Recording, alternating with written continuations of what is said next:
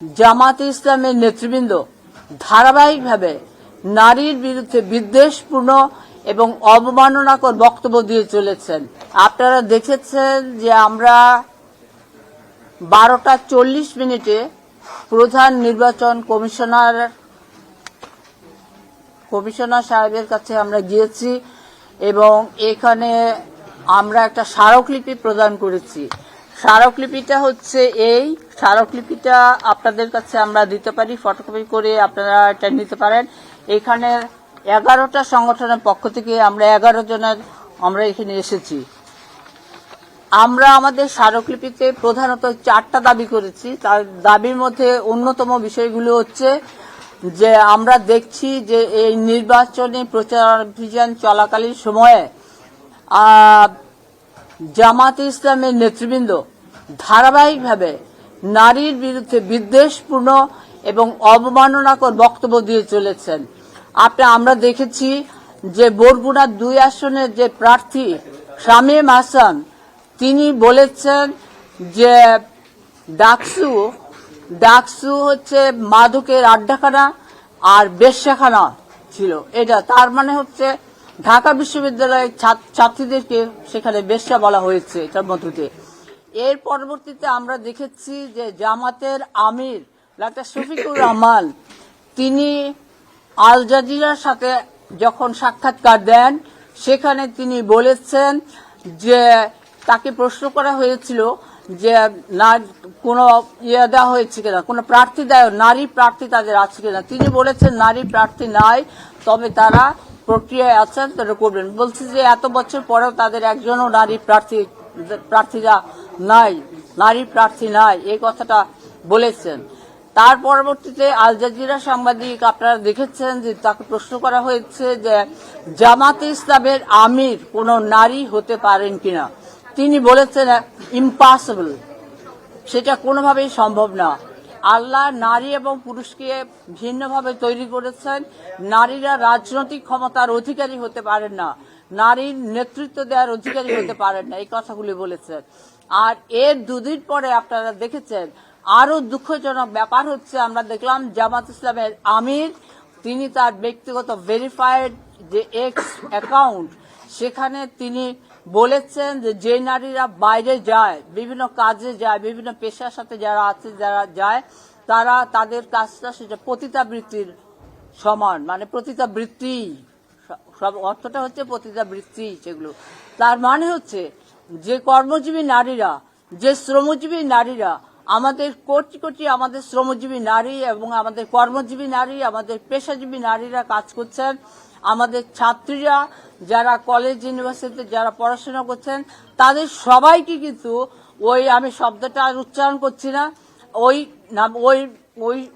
অশালীন ওই কুৎসিত ভাবেই কিন্তু তাদেরকে দেখা হচ্ছে, কুৎসিত ভাবেই কিন্তু তাদেরকে অবমাননা করা হচ্ছে। এরকম একটা অবস্থা।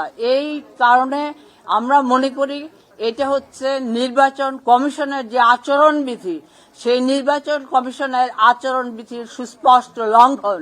এবং সেই কারণে আমরা প্রধান নির্বাচন কমিশনারের কাছে স্মারকলিপি দিয়েছি, এই কারণেই যে যেন আজকে নির্বাচনের আচরণবিধি লঙ্ঘনের জন্য দায়ে এবং নির্বাচন কমিশনের আচরণবিধি লঙ্ঘনের অভিযোগে ডক্টর শফিকুর রহমানের প্রার্থিতা বাতিল করা হোক। এটা আমাদের একটা দাবি। আমাদের আরো দাবি হচ্ছে সমস্ত শ্রমজীবী এবং সমস্ত পেশাজীবী কর্মজীবী নারীদের কাছে ডক্টর শফিকুর রহমান প্রকাশ্যে ক্ষমা চাইতে হবে। আমাদের আরেকটা দাবি হচ্ছে ডক্টর শফিকুর রহমানকে দুঃখ প্রকাশ করতে হবে। আরেকটা 4 নম্বর দাবি হচ্ছে আমাদের ডক্টর শফিকুর রহমানকে যে আচরণ জামাতের নেতৃবৃন্দ ধারাবাহিকভাবে নারী বিরোধী এবং এই যে পুরুষতান্ত্রিক বক্তব্য এবং অবমাননাকর কথা বলে চলেছেন, এগুলি অবিলম্বে এগুলো বন্ধ করতে হবে। আমাদের এই 4 দফা দাবি আমরা জানিয়েছি। প্রধান নির্বাচন কমিশনারের কাছে আমরা বলেছি, আপনার কাছে আমরা এসেছি কারণ আপনি হচ্ছেন এখানে প্রধান ব্যক্তি, নির্বাচন কমিশনের প্রধান ব্যক্তি, এবং আচরণবিধি লঙ্ঘনের করার জন্য আপনাদের ব্যবস্থা নেওয়া উচিত। তাতে এই নির্বাচনে জনগণের আস্থা বাড়বে নির্বাচন কমিশনের প্রতি, যে আচরণবিধি যদি তারা লঙ্ঘন করেন কোন প্রার্থী, তাহলে নির্বাচন কমিশন তার বিরুদ্ধে ব্যবস্থা নিচ্ছেন।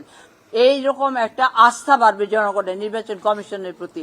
সেই অনুরোধ আমরা রেখেছি যে আমরা কিন্তু যথাযথ জায়গায় এবং সর্বোচ্চ জায়গায় শীর্ষ পদে আছেন আপনি নির্বাচন কমিশনে, সেই জন্য আপনার কাছে এসেছি। আমরা কিন্তু বিচার নিয়ে এসেছি, অভিযোগ নিয়ে এসেছি এবং আমাদের দাবি নিয়ে এসেছি। সেই দাবি কার্যকর করার জন্য আমরা তার প্রতি আহ্বান জানিয়েছি, অনুরোধ জানিয়েছি। এখন এখানে যে আমাদের যে নেতৃবৃন্দ আছেন, আমরা সবাই মিলে এটা আমরা এই দাবিটা জানিয়েছি। তিনি আমাদেরকে বললেন যে আমরা নির্বাচন কমিশনে বসবো, আমরা কথা বলবো। আমি একা তো কিছু করতে পারবো না, আমরা কথা বলবো, কথা বলে কি করা যায় আমরা সেটা দেখব। আরেকটা কথা তিনি বলেছেন যে ইলেকশন ইনকোয়ারি কমিটি যেটা আছে প্রত্যেকটা এলাকায় এলাকায়, যেমন স্বামী প্রত্যেকটা আসনে যে আছে ইলেকশন ইনকোয়ারি কমিটি যেটা আছে, যেমন বরগুনা 2 আসনে জামাতে এমপি যে কথাটা বলেছে সেখানে অভিযোগ করার জন্য, এই কথাগুলি ওনারা বলেছেন। এবং ঢাকা 15 আসনে শফিকুর রহমানের বিরুদ্ধে ঢাকা 15 আসনে আমরা ইলেকশন ইনকোয়ারি কমিটির কাছে অভিযোগ দায়ের করার কথা তিনি বলেছেন। এগুলো বলেছেন। আমরা আশা করতে চাই সাংবাদিক বন্ধুগণ যে আমরা আমাদের সুস্পষ্ট গোটা নারী, বাংলাদেশের গোটা নারী জাতিকে, পুরো বাংলাদেশে 50%-এরও বেশি হচ্ছে নারী, আপনারা জানেন। এবং আমাদের কোটি কোটি নারীরা সেখানে ছাত্রীরা পড়াশোনা করছেন কলেজে, ইউনিভার্সিটিতে, এবং তারা শ্রমজীবী এবং কর্মজীবী পেশাজীবী নারী।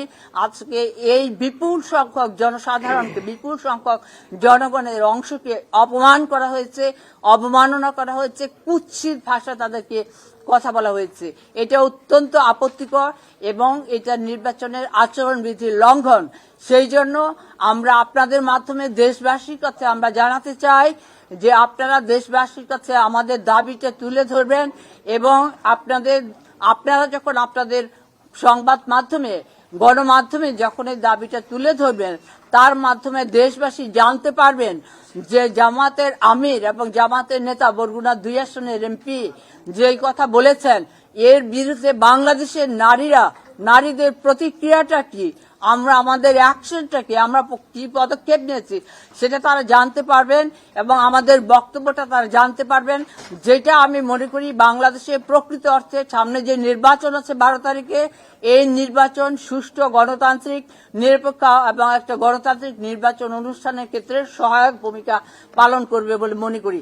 আমার শেষ বক্তব্য হচ্ছে আপনাদের প্রতি অনুরোধ রাখছি, আপনাদের গণমাধ্যম এবং সংবাদ মাধ্যমের মধ্য দিয়ে আমাদের এই যে স্মারকলিপি আমরা যে প্রদান করেছি, এই স্মারকলিপির বক্তব্যটা তুলে ধরবেন। আমরা এখানে যে বক্তব্য, যে দাবি উল্লেখ করেছি সেগুলি আপনারা উল্লেখ করবেন। আমরা যে 11 জন আমরা এখানে উপস্থিত ছিলাম তাদের নাম আমি এখানে পড়ে শোনাচ্ছি। এখানে